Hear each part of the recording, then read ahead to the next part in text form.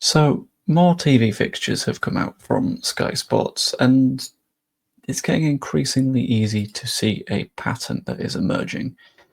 Specifically, a pattern that involves Leeds United being involved in a lot of kickoffs that are being shifted around and moved and made far more difficult than they have to be. And there is a discussion to be had on Sky Sports consistently having issues and even a conspiracy. Are Sky Sports actively trying to keep Leeds United down and away from the Premier League? I'm going to dive into that throughout this video. I'm going to have a little bit of a deep dive into a bunch of fixtures that are coming up soon as like an example of what's going wrong. But yeah, if you enjoy the video, like, subscribe, all that fun stuff. I might be on the quieter side because I've got two pets in the corner having fallen asleep, in addition to a Kayla who is also sleeping in the next room. I'm recording this at like 2 in the morning. Sorry, but this volume will have to do. You'll enjoy the dulcet tones. Anyway, the specific match that has been rescheduled is the Leeds versus QPR match, which is a coming Saturday at some point in March at 12:30. But to work out why this is such an issue, we need to look at the time period prior to this and explain why it's such a big problem. And it starts the Sunday before this. When Portsmouth play against Leeds United, the Whites have to travel all the way down to the south coast to play against Portsmouth on midday on a Sunday, which, sure, in isolation, maybe not the worst. That is a pain because it takes a day of recovery away from your next match, but you can find a way to deal with it, especially if your next match is next weekend. That's not the case, because the next match that Leeds United play in is Leeds versus Millwall on the following Wednesday at 7:45 p.m. And I did a little bit more research for this video and looked at sort of the hours of rest that both teams have between the kickoff times for each of the matches.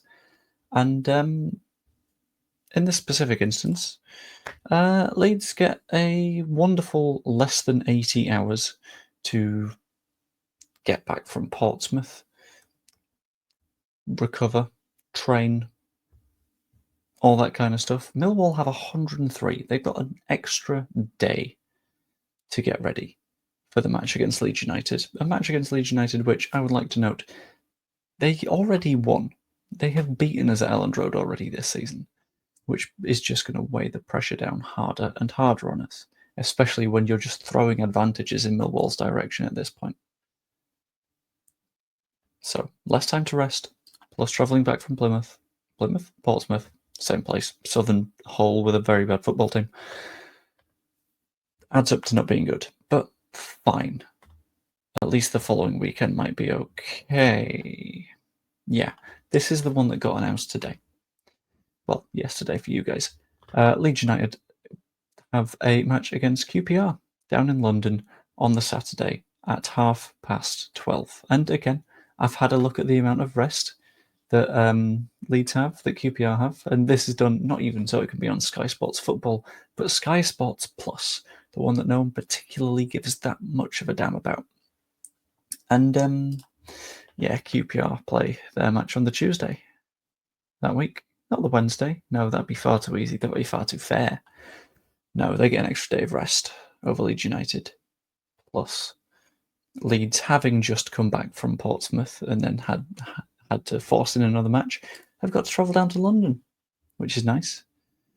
And you also have to remember the way that we sort of approach things anyway, with the day after any given match being recovery, so we don't have to deal with any injuries. It's making sure that everyone is fit, everyone's healthy, doing any medical checks that need to be done, and basically not exerting people in any way, shape, or form. At most, you might do a breakdown of what went well, what went badly in the night before.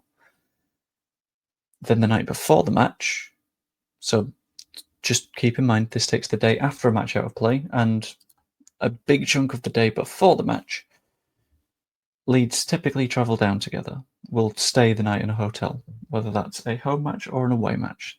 Leeds United will stay somewhere, as the cat's awake, as an entire squad, because that's an opportunity to sort of build some morale, make sure that everyone is together, and it's been working so far.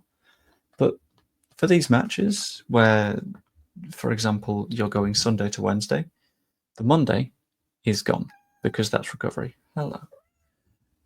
The Tuesday, sure, you can train and prepare for the match that is, in this case, against Millwall. And then the Wednesday, well, it's very specific match prep stuff, and for the away matches, would be travelling. It's an absolute pain, and it leaves you one day to properly train and prepare for matches. And the best part about all of this, after the Millwall match, not Millwall, QPR, sorry, we don't have any time to rest because you go directly into an international break. So Brendan Aronson, Autanaka, and Junior Firpo are going to completely different continents, which I would call a problem. So that lands with the big question. Is the conspiracy real? And whilst it does feel like we're hit more than other clubs, it brings up the issue of Hanlon's razor, which states that you don't attribute to malice that you can explain by stupidity. Because when it comes to Sky TV, ITV, when they get matches, it's literally just trying to chase a big audience. That's it. That's the extent of it. But they've also kind of forgotten the point of a broadcaster, and that is to show what is happening in the matches, but don't affect the outcomes.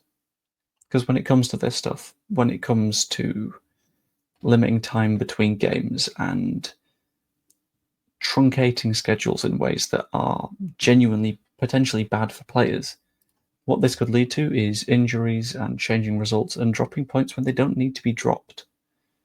If this was a normal schedule, if you chuck the 3 p.m. blackout out the window and you just show matches at 3 p.m. and then you've got a Tuesday or a Wednesday match in the middle of the week, players would actually be able to get a rest. And you're not risking injury, and you're not risking things getting worse, and you're not risking a broadcaster potentially throwing your promotion away because it makes the numbers look good on the annual report.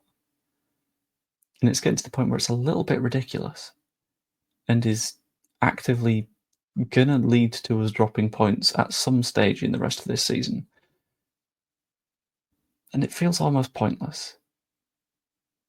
But it's one of those things that you're not going to be able to change because money talks, annoyingly, in football, and money is not silenced in football, and it can't be. So all we can do is make as much noise as possible and hope that that offsets the noise that the money is making by sort of beckoning like sirens in Greek mythology. But at the end of the day, this sort of broad hopelessness when it comes to TV scheduling is just what I think. Let me know what you think in the comments down below. Like the video if you enjoyed it. Subscribe if you did as well. It's always good to have new people on board. You could even be a channel member if you like. You get videos like this one early, which is always lovely. Hope you enjoyed, and I will see you later. Toodaloo. It's so easy to do a TV schedule. Just don't. Oh, annoying.